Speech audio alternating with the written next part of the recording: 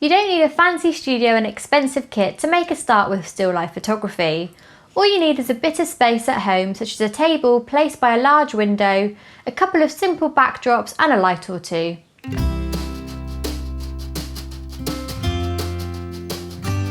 The key to successful tabletop studio photography is the lighting, and how to use it to create a variety of effects without spending a fortune on professional equipment. So today we're going to look at 4 simple setups that anyone can shoot in the comfort of their own home. We're going to start with a simple setup that uses natural light and a reflector to create an image we can sell. The type of shot we're going to take is just the sort of thing that sells on microstock libraries. When shooting smaller items, the key is to use good, even lighting that picks out the details in your subject. So let's get started.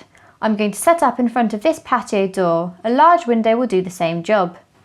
Position the white paper up and over a cereal box to create an infinity curve like this, and position your subject centrally in the foreground.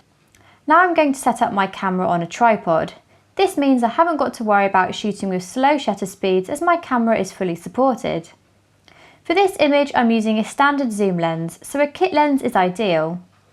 Set your camera to AV mode and set a wide aperture of f5.6 to create a shallow depth of field. Keep your ISO low at 100 for noise-free shots. I'm going to enable live view mode to help me expose, compose and focus my shot. We're looking to get a good exposure of our subject, so make sure the exposure simulation is enabled to display the expected outcome of your exposure settings. Dial in some negative or positive exposure compensation to darken or brighten the shot. Zoom in using the 5 or 10 times magnification button, switch to manual focus on your lens and adjust the focus ring until the front of the bowl is in sharp focus. We want soft, even light here, so if there are any shadows cast by your subject, use a reflector to reduce the shadow effect. If you don't have a reflector, a piece of white paper will do. When you review your shot, don't worry too much about clipped highlights on the white backdrop, as the subject will often be dropped onto a different background. So something as simple as a bit of white paper and making use of natural light can give us professional looking results like this. Our next setup is what's known in the trade as a pack shot. If you've ever sold items on eBay, you'll know just how important it is to get a good picture to promote the product you're selling.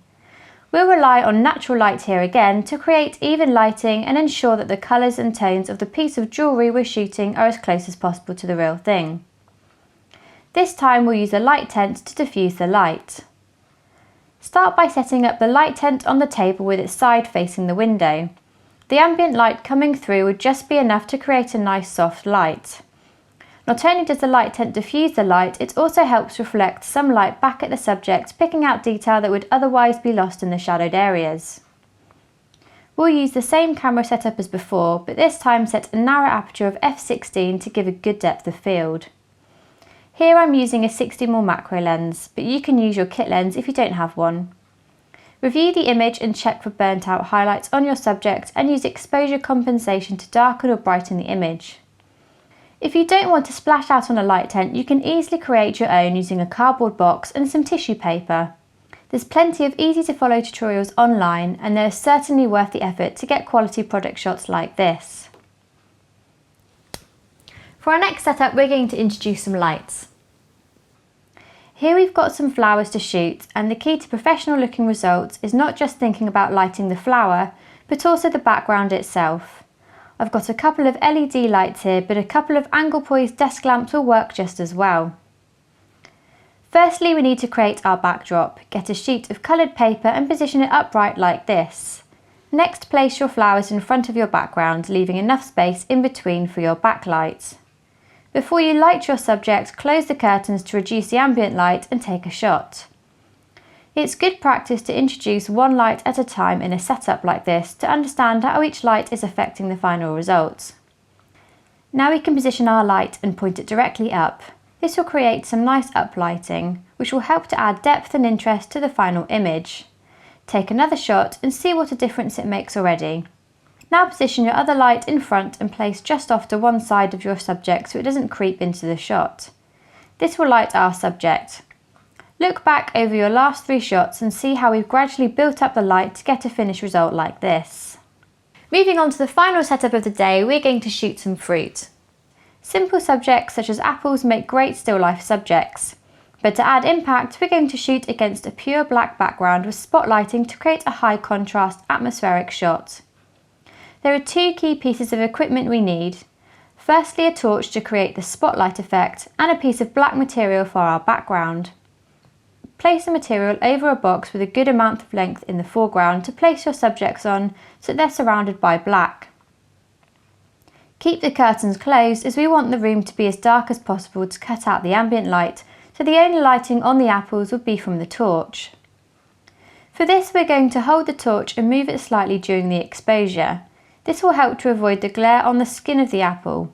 A mag light is perfect as the beam can be adjusted to create the spread of light needed.